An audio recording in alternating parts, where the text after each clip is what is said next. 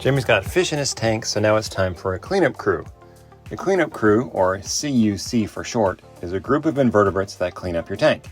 They eat uneaten food and fish waste to keep things looking great. What they don't eat is healthy fish. If you see a cleanup crew member eating a fish, that fish was likely sick or dying and therefore it couldn't get away from the cleanup crew member.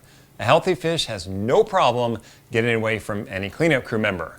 Now, speaking of fish, you may be wondering why my tank is dark. I'm working on a little something around fish, but I can't talk about that yet. So, back to the show. Here's my usual suspects when it comes to cleanup crews. Shrimp, specifically cleaner shrimp, peppermint shrimp, and fire shrimp. These guys all scurry around your tank eating any uneaten food and waste that they can find. Peppermint shrimp also eat Aptasia, which saltwater aquarium hobbyists just love. Whatever you do, don't fall prey to this myth about another type of shrimp. Don't fall for the myth that a cleaner shrimp will keep your fish disease-free, because cleaner shrimp have never been proven to eat any fish diseases. If they did, all the fish in my 225-gallon tank would have never gotten marine velvet. And even if they did eat the diseases, there's plenty of fish that won't get anywhere close to a cleaner shrimp. Damselfish, chromis, I've seen them flat out avoid cleaner shrimps. So we like the cleaners for what they do for cleaning up our tank, but they're not going to keep your fish disease-free. Note that harlequin shrimp are also safe for a saltwater tank, but they love eating starfish, so they're out for me. That stinks because they're super cool looking. Crabs. Yes, it's okay to have specific types of crab in your saltwater tank. Crabs eat algae and waste in your tank, and they're very useful. Hermit crabs are okay, emerald crabs are okay, and even arrow crabs are okay for a reef tank. Sally Lightfoot crabs are on my avoid list. Pro tip. Add empty snail shells for hermits, as hermit crabs can't build themselves a house like a snail can. This helps keep the hermits from murdering the snails to steal their shell. Snails. Snails eat algae, and some snails, like Naussaurius snails, also known as zombie snails, eat flesh. But remember, they don't eat healthy fish. I particularly love trochus snails, as they quickly eat algae, and trochus snails can also turn themselves over if they fall off a rock. Turbo snails can also turn themselves over, and I like them when I have an algae issue. They are called turbos for a reason, so unless you have an algae problem, I would not recommend them.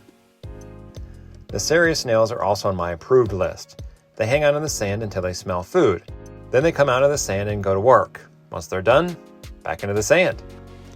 Starfish. Serpent and brittle stars are great for tanks. Remember, they're not going to eat a healthy fish.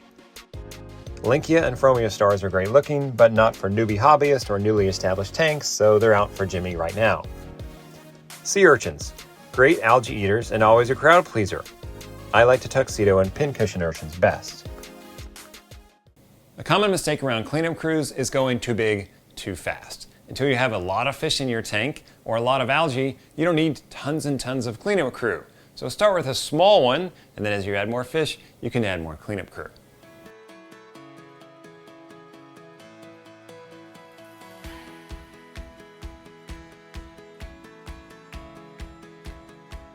That list may seem like a lot to you, and keep in mind, Jimmy's got a big tank with lots of rock work. Let's say you had a 75-gallon tank or smaller, I would start with half that list. Again, start slow, you can always build to it. You don't want to add too much too soon, because then your cleanup crew members are likely going to die, and that's a bummer. Now, Jimmy's cleanup crew box is inbound to him, so I'm going to turn it over to Jimmy to see what the critters look like in his tank and how he went about acclimating them. So I got my cleanup crew. I ordered them on SaltwaterAquarium.com. They came FedEx, pretty awesome. And I got them in there already. Now Mark told me how to do it. He said, follow the instructions in the box.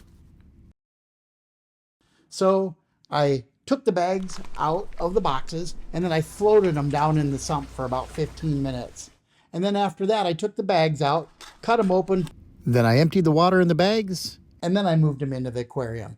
Now the snails, Mark said, put them all up on the rocks. Except for he was very specific, the Naussaurius snails, they go down on the sand bed. And in fact, I had some in here and they were really fun to watch. My wife already named one Turbo because he's been making his way back and forth across the sand bed right here. And that's pretty awesome. And then the crabs, I put all the crabs on one side to give them a little bit of extra time to kind of emerge from there. Mark also said some of the crabs and hermits, they might not move for a day or two. So don't immediately assume that they are dead if they don't move. Now starfish, they go on the sand, and I had a lot of fun watching them crawl away. Mark mentioned I probably won't see them out in the open much. They like hiding during the day. Now they are pretty awesome. When I put them in, I watched them crawl, and they're right there. You can see them. They crawled under the rocks right away. They're really cool. But my favorite has to be the cleaner shrimp. I've got 2 little cleaner shrimp in there. I named one Jacques and one Pepe. Now Jacques, he's from the Dentist Aquarium in Finding Nemo. That's where I got that name. And then Pepe's actually a king prawn.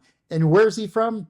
He's from the Muppets. He's hilarious. So we've already named those guys, Jacques and Pepe, and they're probably the most fun to watch. So what's next?